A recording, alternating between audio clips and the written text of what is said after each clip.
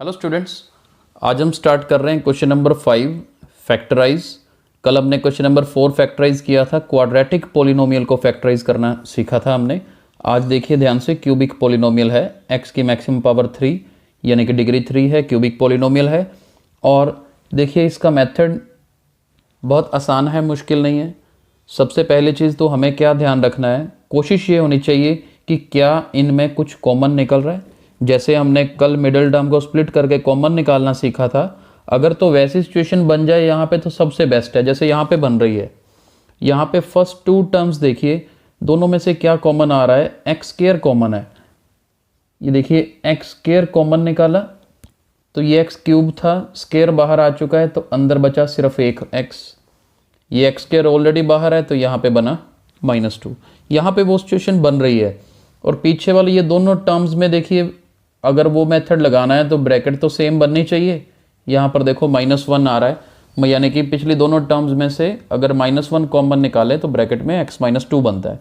अब देखो दोनों ब्रैकेट सेम बन रही हैं, तो इस एक्स स्क्वायर को इस -1 के साथ लिखिए और पीछे ये x-2 आ जाएगा। यानी कि अब यहाँ पे देखिए, ये एक्स स्क्वायर और 1 की जगह पर आप 1 स्क्वायर लिख सकते हैं। तो फॉर्मूला बन गया, ये कौन सा फॉर्मूला बन गया, A square minus B square equals A plus B, A minus B. तो ठीक है, ये तो सबसे अच्छा काम हुआ। यहाँ पर x + 1 x - 1 ये फॉर्मूला यूज़ कर दिया और लास्ट में x-2 है। तो यही इसका फाइनल आंसर है फैक्टराइजेशन का। नोट करने वाली बात क्या है, जब आप क्वाड्रेटिक पॉलिनोमियल करते थे, डिग्री 2 थी, x की मैक्सिमम पावर 2 थी, तो उसमें 2 ब्रैकेट्स बनती थी एंड में, यानी कि 2 फैक्टर्स बनते थे। क्यूबिक पॉलिनोमियल है, डिग्री 3 है तो 3 फैक्टर्स बनेंगे। देखो 3 ब्रैकेट्स बन रही हैं, यानी कि जितने भी क्यूबिक पॉलिनोमियल वाले पार्ट्स आप करोगे सबके 3 फैक्टर्स बनेंगे, यानी कि 3 ब्रैकेट्स बनेंगी एंड में। और एक बात और नोट करनी है, 3 ही जीरोज होते हैं। ऐसी 3 वैल्यूज़ हैं जो इसको सेटिस्फाई करती हैं, यानी कि ऐसी 3 वैल्यूज़ हैं जिसको पुट करने पे इनका आंसर 0 आएगा पी एक्स का। और वो कौन सी वैल्यूज़ हैं, वो भी एक थोड़ा सा तरीका देख लेते हैं। ये x+1 है ना, अगर ये रफ वर्क कर रहे हैं वैसे प्रैक्टिस के लिए, x की वैल्यू -1 आ गई, यहाँ से x-1 को 0 रखा तो x की वैल्यू 1, यहाँ पे x-2 को 0 रखा तो x की वैल्यू 2। ये 3 वैल्यूज़ जो आपकी आई हैं, ये तीनों वैल्यूज़ इसको सेटिस्फाई करती हैं। यानी कि इन तीनों वैल्यूज़ को जब आप पी एक्स में पुट करोगे तो आंसर 0 आएगा, यानी कि रिमाइंडर क्या आएंगे, 0 आएंगे। अगर x+1 से डिवाइड करो, चाहे x-1 से डिवाइड करो, चाहे x-2 से डिवाइड करो। हालांकि ये अभी इतना ज़रूरी नहीं है हमारे लिए, क्योंकि इस क्वेश्चन के हिसाब से हमें सिर्फ फैक्टराइज करना था, यानी कि 3 फैक्टर्स बना के छोड़ने थे। तो ये हमारा आंसर है। लेकिन हर बार ऐसा नहीं होगा कि ये कॉमन निकल जाए। जैसे अब सेकंड पार्ट शुरू करने वाले हैं, उसमें कॉमन निकलेगा ही नहीं। जब उसमें कॉमन नहीं निकलेगा तो कैसे करना है, ये सबसे बड़ी सिचुएशन है, जो मेन कंसेप्ट आज का आपको समझना है। चलिए सेकंड पार्ट मैं लिख रहा हूँ, सेकंड पार्ट स्टार्ट करते हैं। हमारे पास सेकंड पार्ट है P x equals x³ - 3x² -9x - 5। अब देखो यहाँ पे तो कुछ वैसा कॉमन नहीं निकलेगा। आप यहाँ x² निकालोगे तो x-3 बन जाएगा ब्रैकेट में, लेकिन आगे नहीं बनेगा, तो क्वेश्चन वैसे नहीं कर सकते।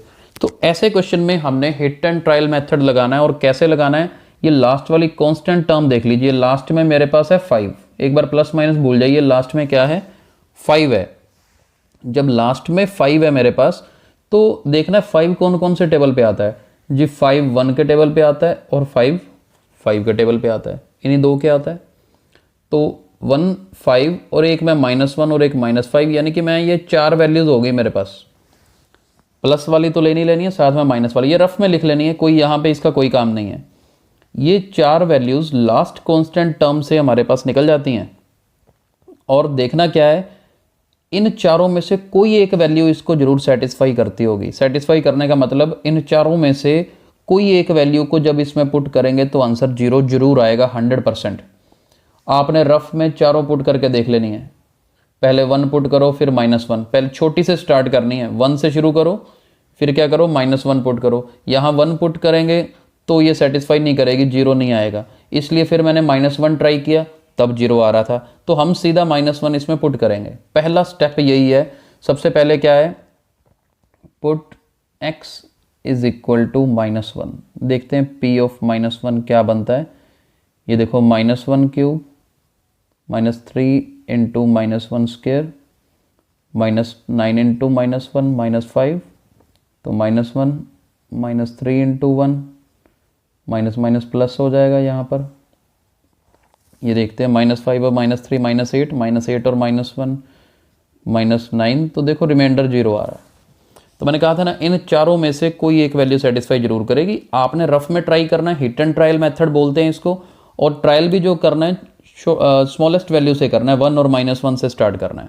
बाद में अगर ये सेटिस्फाई ना करें फिर 5 और -5 की टर्न आएगी। तो जो 0 बनाती थी वो पुट करके हमने 0 निकाल लिया, राइट। अब सोचो, हमने इस चैप्टर की शुरुआत में पढ़ा है कि x की जो वैल्यू इसमें पुट करके आंसर 0 दे, दैट मीन्स उसे हम 0 बोलते हैं। यानी कि यहाँ पर मैं अगर ये बोलूँ therefore x is equal to -1 is the 0 of px, given polynomial का ये 0 हो गया क्योंकि आंसर 0 बना रहा है। अगली लाइन सबसे इंपॉर्टेंट याद रखनी है, ये -1 को इधर लेके आते हो तो x + 1 बनता है। This implies x + 1 is the factor of px। अब देखो ये लाइन आप कैसे लिखोगे, फैक्टर होता है कि अगर मैं x + 1 से इसको डिवाइड करूं तो आंसर 0 आएगा।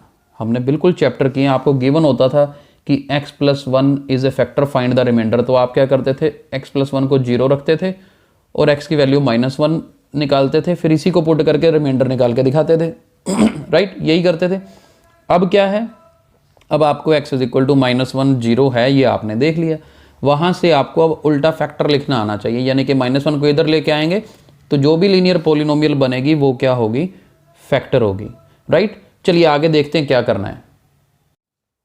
आगे देखिए हमें क्या करना है, जो हमारा फैक्टर आया ना x + 1, उसी से इसको डिवाइड करना है और डिवाइड करके देखते हैं क्या आता है। डिवाइड करना आपने सीखा है, x को x² से किया, x³ x² को 1 से किया, x²।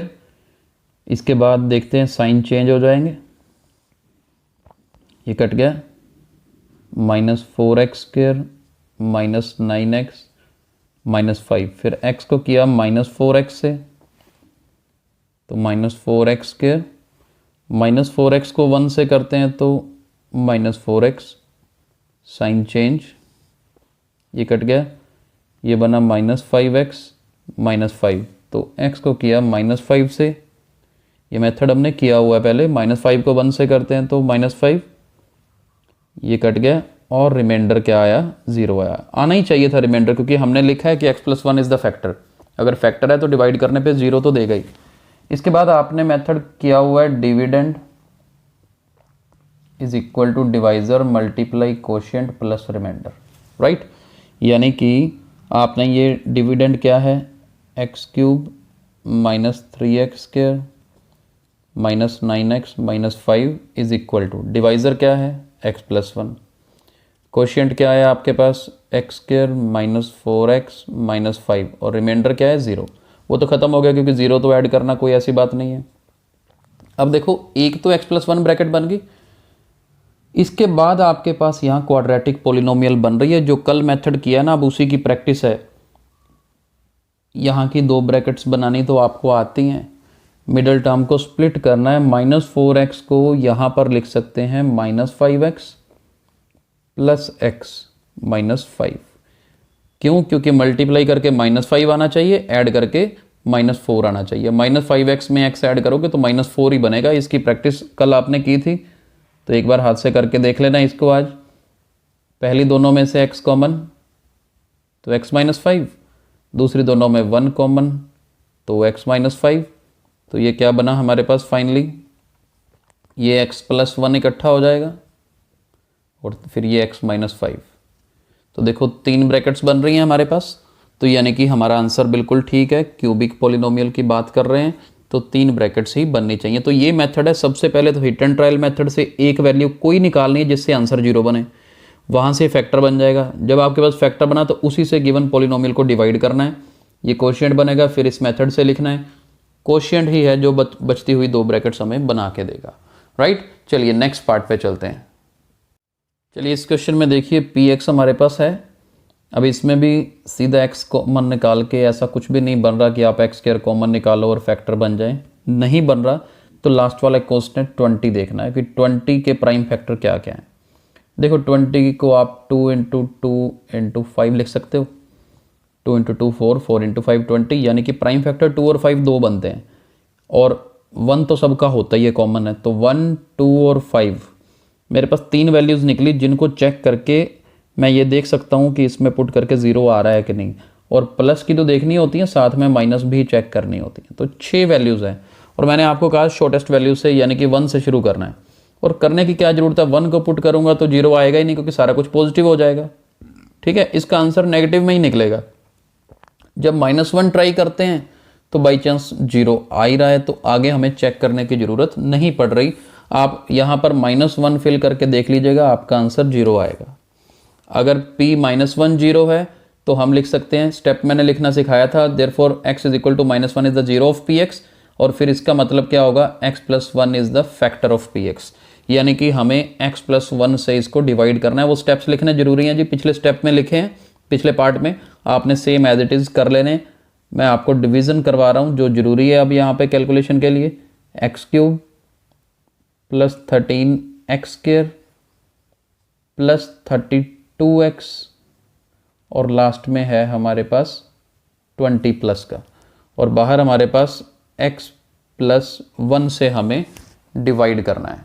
देखते हैं, सबसे पहले x को किया x² से तो वी गेट x³, फिर x² को 1 से किया x², साइन चेंज हो जाएंगे, ये कट गया, वी गेट 12x² + 32x + 20, सारा कुछ नीचे रख लीजिए।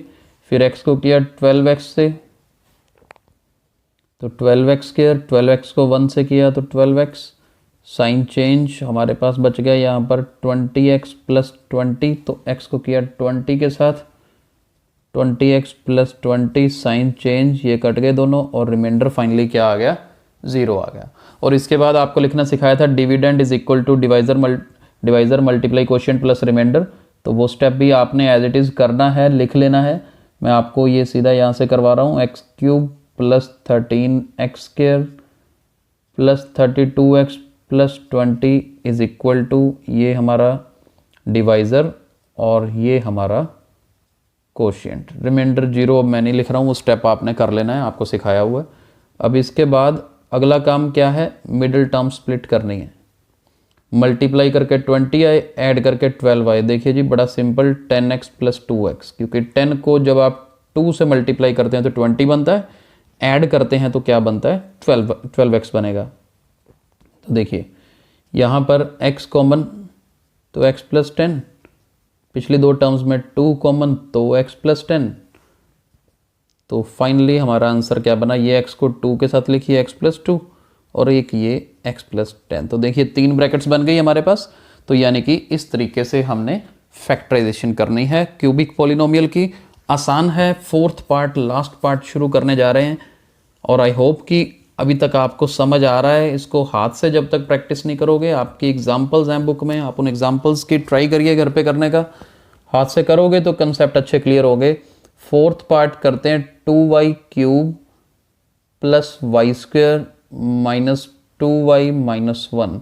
ये देखिए आपके इस लास्ट पार्ट में सीधा कॉमन निकल रहा है, y² कॉमन, तो क्या बनेगा 2y + 1, और इधर से -1 कॉमन, तो लास्ट में बना 2y + 1। तो ये आसान है, y² के साथ इस -1 को लिखा, पीछे 2y + 1, ये इसे हम 1² वैसे ही लिख सकते हैं जैसे पहले लिखना सीखा था। यहाँ पर है 2y + 1, यानी कि a + b, a - b, और तीसरी ब्रैकेट 2y + 1। ये हमारे सामने है, बिल्कुल सिंपल पार्ट है, सिंपल क्वेश्चन है। तो आई होप आपको 5th क्वेश्चन समझ आया होगा। बड़े अच्छे से इनको अपने हाथ से प्रैक्टिस दोबारा करनी है, कल हम आगे चलेंगे। Okay, thank you.